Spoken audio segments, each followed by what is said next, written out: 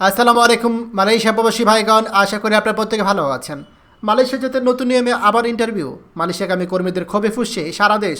চলুন খবরে বিস্তারিত জেনে নেওয়া যাক। প্রায় 17 মাস কেটে গেলেও মালয়েশিয়া যাওয়ার অনুমতি মেলেনি হাজারো কর্মীর। 5 থেকে 6 লাখ টাকা খরচ করেও তারা বিদেশে যেতে পারেনি। অন্তর্বর্তী সরকারের আশ্বাসের পরেও সমাধান না পেয়ে এখন নতুন করে আরও 1,62,000 টাকা দিতে হবে বলে জানিয়েছে প্রবাসী কল্যাণ মন্ত্রণালয়।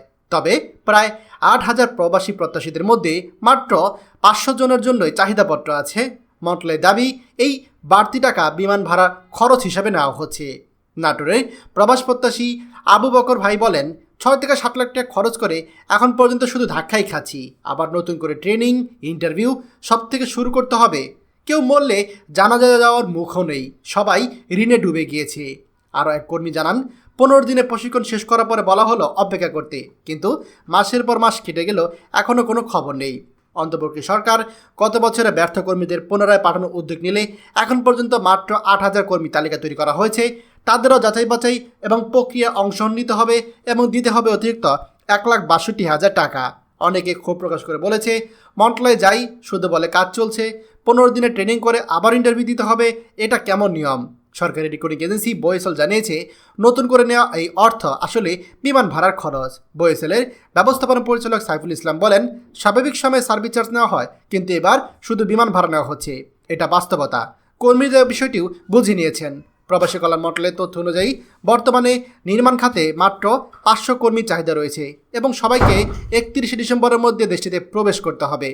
প্রিয় মালয়েশিয়া প্রবাসী ভাইগণ, এবার আপনারাই বলুন, মালয়েশিয়া যারা পুরাতন প্রবাসী ছিল তারা আবার যদি মালয়েশিয়া যেতে চায়, অর্থাৎ গতবার যারা যেতে পারেনি, তাদেরকে এখন আবার 1,62,000 টাকা দিতে হবে।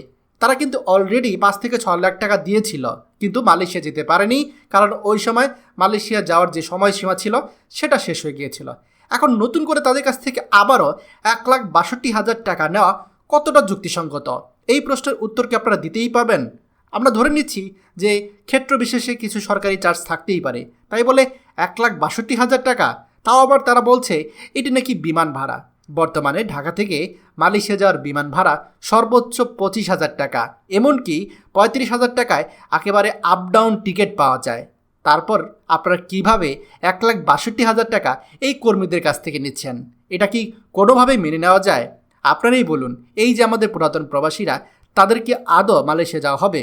আমাদের প্রবাসীদের যে স্বপ্ন ছিল, সেই স্বপ্ন এখন দুঃস্বপ্নে পরিণত হচ্ছে।